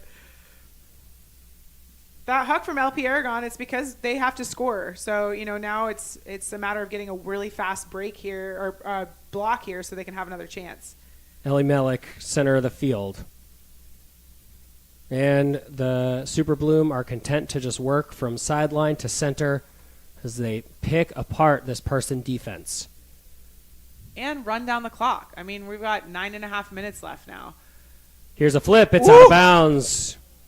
It's called in. Oh, my Margot goodness. Nissen with a trailing foot snatches that out of the air. She's got a bucket for her team. Margot Nissen, what an athlete. I believe that she is a first-year player to the league or the Super Bowl. If anything, she's second year, but she hasn't had a lot of experience in the pro league yet. And this is a really cool opportunity, really cool play by her. Check her out. She's going to come streaking from the center of the field up to that corner. Big arching bladey. Oh, my goodness, dragging that toe. I wish there was a camera on that side because that would have been an awesome play to see from that side. Super athletic. Super Boom never letting up on the gas there. But you saw what happened. I mean, Sidewinders took a shot. There was a turnover, and Super Bloom took a long time to get down to the other end of the field and score. So, as the clock ticks down, we're how many points out now? We're 7 points difference. This game is it's the point differential here is it could get bigger because, again, our Sidewinders are going to take the shots because they have to score. Applegate, backhand shot downfield. Pisani, two hands, end zone, goal. That worked out for Arizona. Again, Arizona had to do that, right? That's Pisani's third score for the night. She has been reeling them in left and right here, made it happen. The Sidewinders have to do that 6 more times in 9 minutes. Michael Simeone, do you think that's possible? Oh, let's take a replay here. Oh, no, this is from the poll. We've got Leah Jamison over to Caroline O'Connell. Caroline sending it up to Paige, who is just going to unleash that backhand. Got the green light. Lauren Pisani wide open in the end zone. 2 Super Bowl players closing in, but Pisani was open that whole time. Now look, that from where the disc touched the turf, that was 11 seconds. Yeah. So those are the type of speedy points that Sidewinders need to have, but it's not possible every single time because they have to come out in defense. Every time they score, they got to come back out on defense, and it's really hard to get a block and a score in that amount of time. Well, we know the Sidewinders are going to try to take a shot here on defense. They've come up with some tremendous stops tonight. They've got some very kind of precarious position right now as they close in and try to disrupt this Super Bloom offense. A lot of give and go there between Hannah Walter and Rebecca Ellis. Ellis crowded by air. This is exactly what they've tried to design here by putting on as much pressure as they can early on in the point, and they've managed to generate a turn. Chang now working with Wynn. Oof. That's an unfortunate turn of events there for the Sidewinders, but Super Boom's Ellis, another chance. teammate open. Kayla Helton, fast as can be. She's got it on the end zone line. Will Kayla Helton put another assist on her stats today? And she's going into the hands of Meredith Bile, number 30. It's a pretty non-traditional angle to deliver the disc there. But it's Caitlin. Kayla Helton. She can throw every throw at every angle and make it work, right? Like she has the fundamentals, but she also has those stretch type of throws like Paige Applegate, right? Like insides, arounds. Let's take a look at this. Quick turn, quick capitalization. Kayla Helton, fast as could be, grabbing that disc and then throwing. Is this a flip? I can't even remember what it was. Oh, it was a backhand. A backhand with a little bit of tailing. I mean, almost an opportunity there for Sidewinders player to run in on that. Steph Wynn, but ultimately it was a score for for Super Bloom. That Sidewinders defensive line, within the first 30 seconds of the defensive point, they applied tons of pressure. They forced a turnover. We'll see if they can bring that formula again on the next defensive point. But before that, Kay Powell and company have got to come up with a score, and they've got to do it fast. That's Stetmeyer. Applegate, able to grab that with one hand. Powell, who has been steady all night. She has been. Applegate, backhand shot. Popped up in the air. Looked like Lauren Pisani had hands on it, but Pajunas came, or was it? I can't quite see. Sorry, my eyesight's bad sometimes. The San Diego Super Bowl player came in there and broke it up.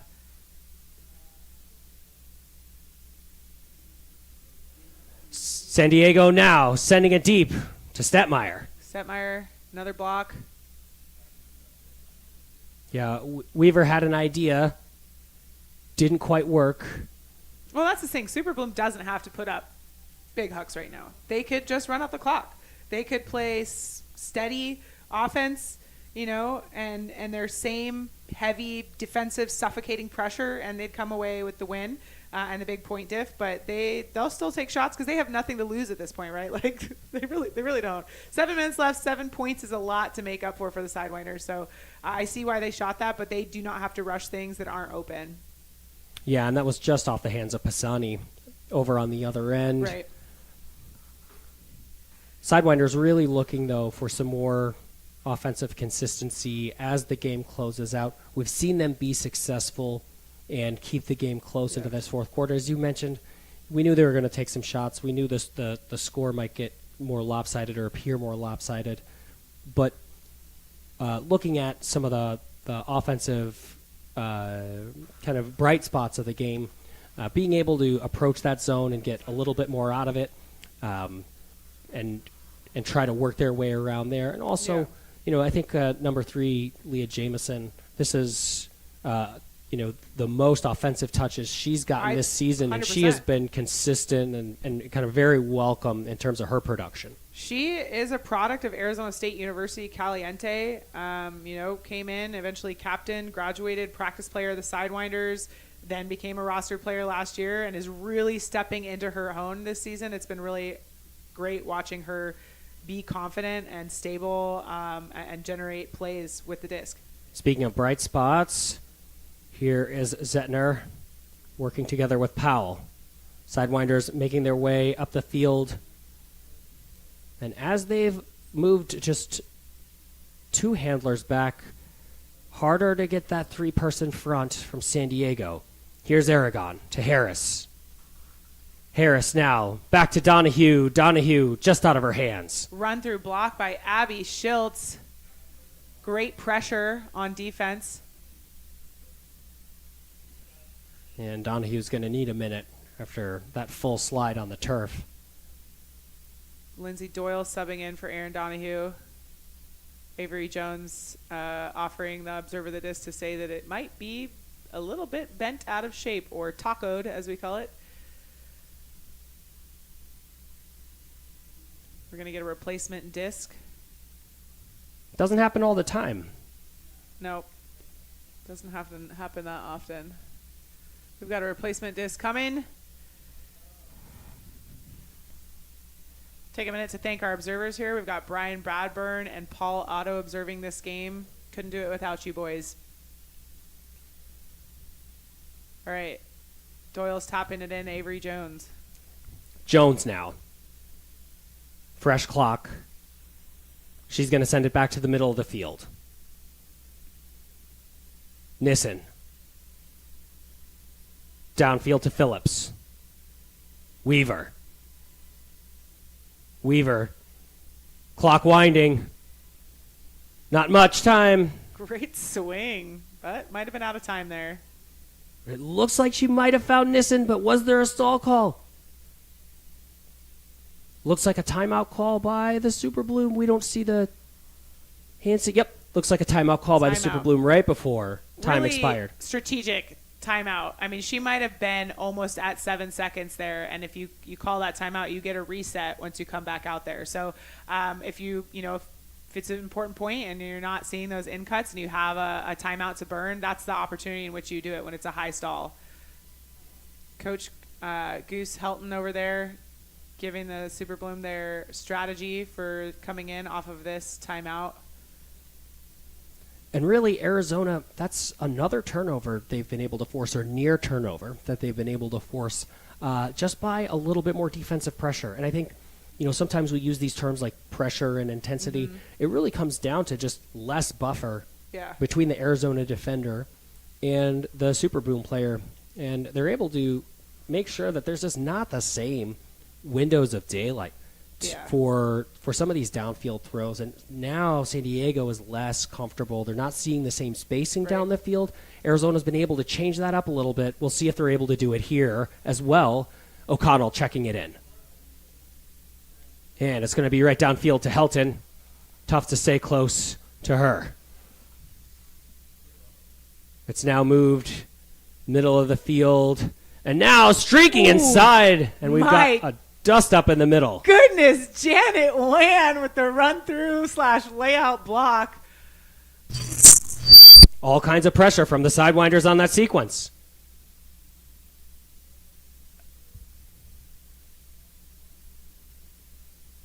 Heaton in the backfield for a moment there.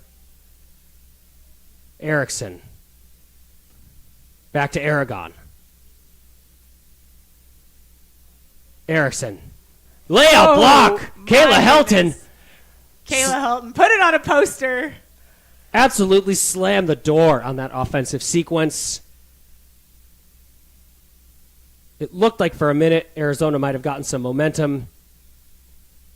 But we're back in the hands of San Diego as Helton catches the disc in the middle of the field. She's checked by Heaton. Here's Erickson on the mark. Wide open downfield. Pressure there from Madison Spiegel.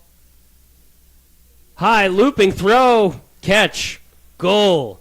Kaya Phillips. Into the hands of Kaya Phillips. That's at least her second goal tonight. She's been a favorite end zone target so far. Man, what a turn of events that point. That was 2 layout blocks, one from each team. Could have gone either way. Super Bloom ultimately capitalizing on it with a toss to Kayla Phillips. And now we're going to have the replay. So we've got that disc being moved up the line. Lots of pressure there from 19 Madison Spiegel on Caitlin Weaver, but Caitlin Weaver puts up an outside in flick into the open and waiting arms of Phillips for the score. Arizona changing how things are looking when they're playing defense right now. Yep. More pressure, more plays. Not able to capitalize on offense. Ellie Melick delivers a terrific pull as Arizona is deep in their own territory, trying to put more points on the board. Applegate. Backhand shot. She has 2 runners. Pisani, Stepmeyer. And Pajunas comes through and knocks it down instead. Broken up by Kristen Pajunas coming between. I mean, I thought that disc was going to come into Lauren Pisani's hand, but Pajunas said, not today. Came in. Pajunas block, classic.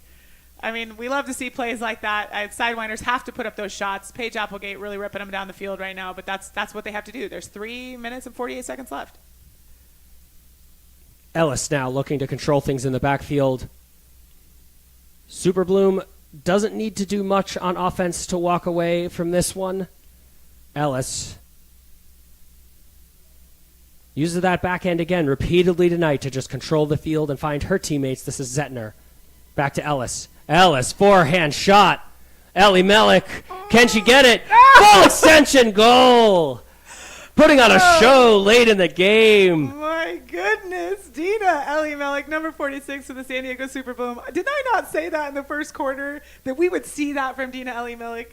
Her favorite place to be is middle of the end zone, fully horizontal, scoring a point for the San Diego Super Bloom. She is really, truly just an incredible athlete. One more time, I mean, she's a triple threat. Tall, fast, and can throw. Here's the replay. We've got Ellis putting up a big flick. Dina Ellie Melick putting on the Jets, having to lay out right in the middle of the end zone. Kick spike. We love a kick spike. 3:19 to go in this game. It's become more lopsided as the quarter has gone by. It's 19 for San Diego. It's 10 for Arizona. Which we discussed, right? I mean, Arizona's doing what we expected them to do, is shoot deep in the last quarter because you have to score points, and that's the only way you're going to score enough points. But the negative part is that if you don't capitalize on those, which is what's happening, then the score gets further and further apart. Harris, Aragon, Chang. Turnover. Looks like it was intended for Doyle.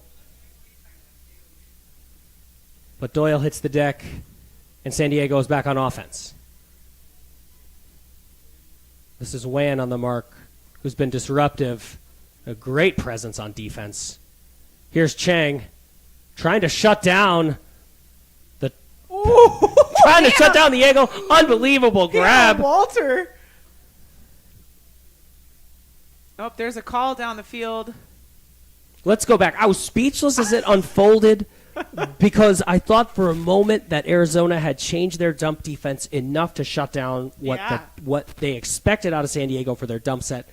And instead, the bailout throw from good defense and a good response by the players, Hannah Walter just doesn't matter, though. It was a stall call. Chang's just going to pick it up and mercilessly throw it. Aragon, two-handed clap catch, goal. Who says handlers can't run deep? Look at that. Handler to handler. That my LP just running it down the field. Oh, my goodness. I can't get over that Hannah Walter grab, but, you know, it ended up being in favor for the Arizona Sidewinders. Great pressure on the handlers to be able to generate that D. And here's Chip Chang checking it in, walking back over, immediate huck deep because they have no time to score points, and LP streaking deep, bringing it in for the Arizona Sidewinders. A staple for the Arizona Sidewinders. She has been on the team since the inception, took a year off to have the cutest baby you ever did see, and now is back absolutely working the field. Boy, the action on that point came at you fast, didn't it? 1 minute, we thought there was an amazing grab because to thwart good defense, it turned out the good defense worked. They generated a stall. Yep. Again, the theme is Arizona has changed their spacing and how they're reading some of these handler cuts. They're changing some of their spacing downfield to clog up. They are getting some stops. Let's see if they can get another one. They're going to pull it to San Diego. We've got 2:28 to go in the stadium. 19-11, advantage San Diego. Sidewinders are going to look to play aggressive defense here and generate that quick turn. Here's Falk, again ahead of the pack. She was able to get her hand on the first pass earlier on. San Diego finding Ellie Mellick. Ellie Mellick.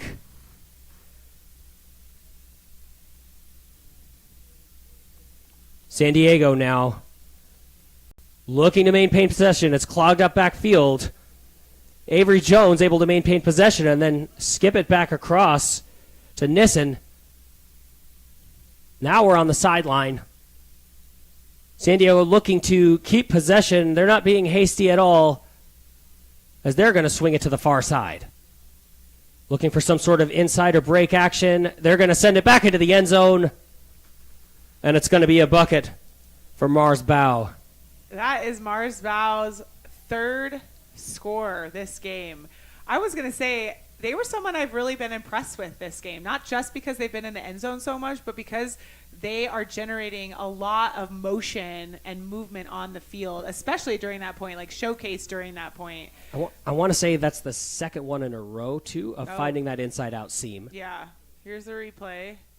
Got Abby Schultz right on that inside. San Diego has scored at least half of their points on an inside flick to the break side. Yeah, and Schultz, we were talking about Schultz in the first half about some of her inside-out throws. Yeah, that's must be her favorite throw. They are delicious. I love them. I want to see more of them. 20-11, advantage San Diego. A little under 2 minutes to go. Arizona back on offense. Point differential does matter in the scheme of things when it comes to opportunities for championship weekend. Sidewinders are last place right now with the point differential, but if they can close the gap a bit, and they keep some tighter games in the next couple of games, then they might have the opportunity to be the fourth team to go to the championship weekend. Sidewinders starting things off with Applegate. Donahue saves things. She's going to distribute to Dunn. Dunn, back to Powell. I wanted Dunn to put it deep, but not much time left in this game. Applegate surveying, looking for any kind of option that's going to be away. Donahue's in the end zone. Meanwhile, here's Stetmeyer. Looking to maintain possession. Applegate, Stetmeyer. Looking for any kind of way out of this point quickly with a goal.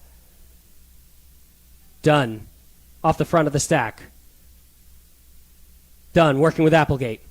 Applegate looking for some shot. Sidewinders content to be patient for now, but they'd rather go faster. Stetmeyer across the field with an upside down. She happens to be in the end zone for the 12th point for the Sidewinders tonight. I was not sure that was a score at first. That is a third point for Brittany Stetmeyer. off of a cheeky little upside down throw from Paige Applegate. She loves those. We've seen a bunch of those this game to break up through that like zony, clammy thing that San Diego's been running. So here it is. We're going to see it. Mel Dunn is going to toss it over to Paige. Paige sees Brittany coming around here wide open. Stall is high. Right into her hands, and that's the score right on the line. San Diego making the right defensive adjustments even late in this game when the outcome really isn't in doubt at all. They're just content to clog and prevent a home run and just make the Sidewinders earn it. We've got 30 seconds left in this game. We've got an 8-point difference here. If you're the Sidewinders, Michael, going into this defensive point, what are you doing here? Well, I'm looking at Luna Falk be the first one downfield again, and she's fast. More of that pressure. Sidewinders now trying to put the clamps 10 seconds left. With less than 10 seconds to go, can they generate a stop? We've got a stoppage of play. Disc for now is with Bile. Timeout called. Timeout for the Super Bloom. You know, normally when we watch the San Diego Super Bloom, we're talking a lot about four players. We talk about Pajunas, we talk about Helton, we talk about Ellie Melik, and we talk about Iwamoto. Mm-hmm. Tonight has been different in that all four of those players we've mentioned have had terrific performances. But as you've mentioned, it seems like we're noticing a lot of other players are stepping up and starting to play at a very high level. Yeah, and that is why San Diego Super Bloom's playing so well this season. I mean, they're ending this game here now going to be 3-0, joining the other undefeated teams of Seattle Tempest and of Colorado Alpenglow so far, which are also both at 3-0.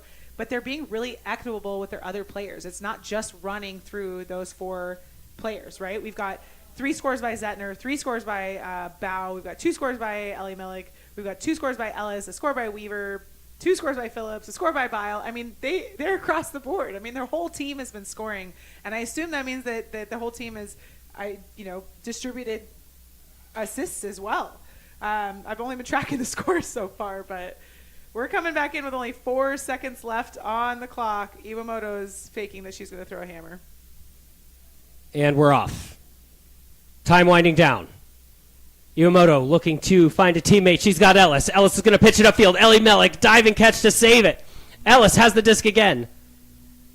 Time has expired. This is the last possession of the point. Iwamoto working together with Ellis. Ellis now back across the field, Ellis back across the field to Iwamoto in the middle. Ellie Melik now on the near side. There is no time limit left. Bit of a and it's going to hit the deck. Yep. That will be our game tonight. 20-12. San Diego Super Bloom. It looked like they were going to try to punch something in at the end. It looked like something was going. A little bit of a miscue, as you saw, Caitlin. If you're Arizona, we already talked a little bit about San Diego and some of the things that we saw. We saw their players really perform at a high level, kind of across the board. It's not just about being equitable with the game plan of making sure people get touches. Players like Zetner and Ellis look so dangerous now when they're moving towards the disc. Jones looks like a welcome returner. Yep. So many players looking like a threat. On the other side of the field, if you're Arizona, you're now 0-3. You've got the second half of your season in front of you. What are you thinking? It's tough. I think the Arizona Sidewinders should be pretty proud of what they put together this game. I think that this spread is not as indicative of how well they performed this game. And I don't feel like that about some of their other games, right? Like I mentioned this a couple times. They had a really hard time putting together 4 complete quarters in the other games, which is why some of those scores were such big blowouts. This game didn't feel that way to me, right? They look like they put together 4 real quarters, and sure, it did slip away, but mostly in this last quarter, right? Because shooters got to shoot. They had to shoot deep in order to score points, right? So I think the Sidewinders should be really proud. They have something to build on. They looked a lot better. Their defense looked a lot better than the last game, where they struggled with Colorado Alpengo, got no breaks in that last game, but they had them this game. They had those opportunities.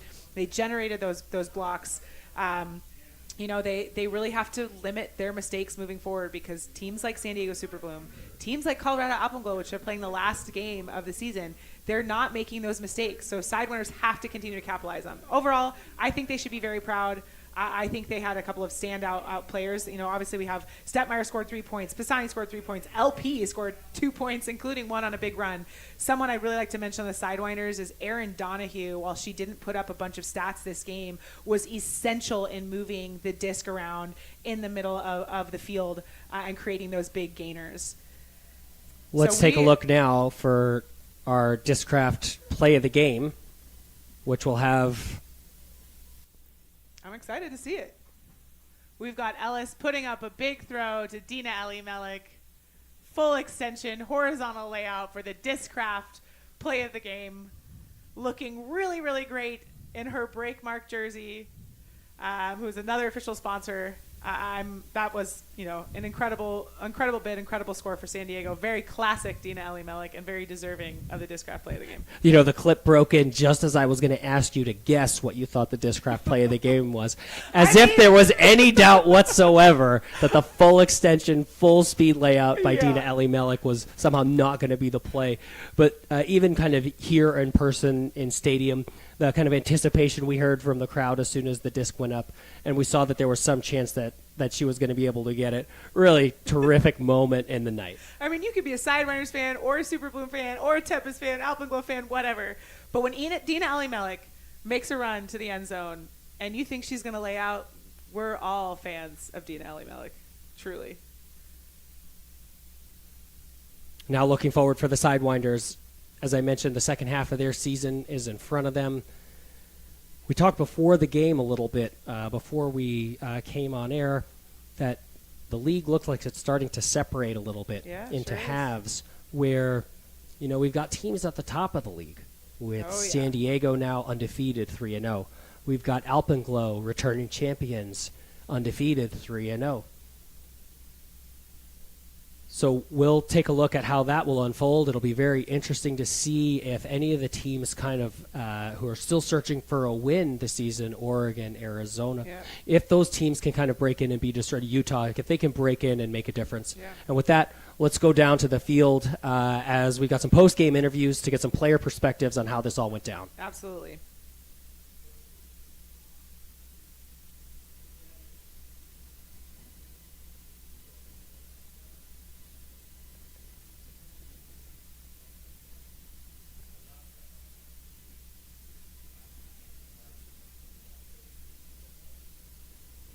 Looks like we've got a quick moment here. Caitlin, who do you think is, of the teams that are still searching for a win right now this season, Utah, Arizona, Oregon, which one do you think would you put your money on to break up or be very disruptive or ruin someone's weekend? I think Utah is one of the scrappiest teams out there. I think Utah could be the one, but coming off of the game that played just before this game, which was Bay Area Falcons and Oregon Soar, that actually ended up being a pretty close game. Very Only close game. A difference of I can't quite remember, 3-4 points.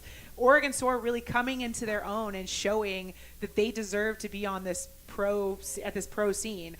It could be Oregon. My money is on Utah because they're scrappy as heck, but it could be Oregon that we see come and disrupt one of those perfect scores for San Diego, Alpenglow, and Seattle Tempest, who are now all 3-0 in the league.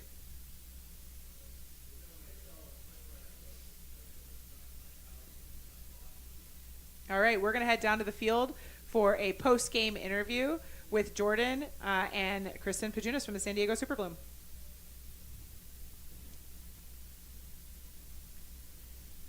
It does not sound like we have audio down there, so we're going to just keep it up here with Michael and myself. But big ups to Kristen Pajunas in her first game back this season, having missed the first 2 games. She had quite a game, a couple of blocks. She had at least one score and some assists as well. really great to see her back on the field with the San Diego Super Bloom. Yeah, that run-through block on two different Sidewinders players on basically a massive recovery of position, then to go accelerate, get into that spot, get the block, and then avoid any kind of contact or foul on that play as well. Putting all that together is a fantastic play. It's tough to avoid contact on those run-through blocks. I mean, you're going full speed. Your goal is to block the disc, but you have to be conscious of everyone else's body. So to be able to get a run-through block in those situations without contact is really an incredible feat. Yeah, making sure you get to hold on to the possession after you take it away. So, fantastic work by Pajunas. I feel like a relentless pressure to the open side. Watching Pajunas and Helton kind of make those horizontal slashing cuts across the field after they had brought their defender over to the break side space and then just charge across, essentially unguardable. They were there for their teammates time and time again. A well-oiled machine, San Diego Super Bloom, with an incredible returning core and a handful of new players that are fitting right in. San Diego Super Bloom really putting on a show here on their way to Championship Weekend 2025.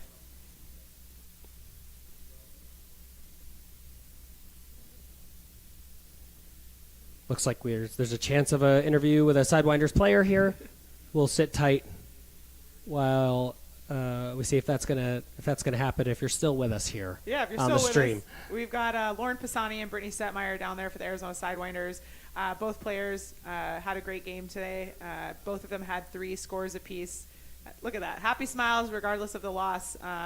Great teammates, really great end zone targets for our handlers tonight. and that's really could be a look forward as we close out this stream. Stetmeyer and Pisani able to kind of stretch the field and be dynamic. It was, Applegate and the handlers did a good job of kind of holding on to possession while they could. Definitely. And Arizona really fought through a section of the game where those in-cuts were just not nearly as available as, of course, they would prefer. But tons of dynamic stuff downfield by AZ players to try to keep them in the game and make sure that there was plenty of offensive pressure. And certainly we talked about consistency and wanting more consistent production. I don't think that there was a half or there was a quarter here where there was a total offensive collapse. No. We mentioned the last quarter where they were going to try to reach and take their shot. Yeah, but I said, they put together a couple of really good quarters for the first time this season, Sidewinders are really, I think, are in a rebuilding position this season. They're investing more in local Arizona talent. Arizona doesn't have a bunch of colleges that are all shoved in one city with, that type of legacy and depth of players and competition that San Diego or Seattle or San Francisco have, right? We've got a couple of colleges. They're all spread out 2 hours apart. But Arizona's taking the opportunity to really invest in their local players to build something bigger. So I think we're going to see it's going to be tough for the Sidewinders the next couple of years. But after investing in that talent, they're going to really grow a pipeline, and then they'll be able to really be on the stage with teams like San Diego and Seattle and Colorado. All right. Well, it looks like down but looking forward for Arizona Sidewinders. Absolutely. And congratulations to the San Diego Super Bloom who come away with this one 20-12. We'll say goodnight from Tempe, Arizona. For Caitlin Doust, I'm Michael Simeone. Thank you for watching the Western Ultimate League, and we will see you next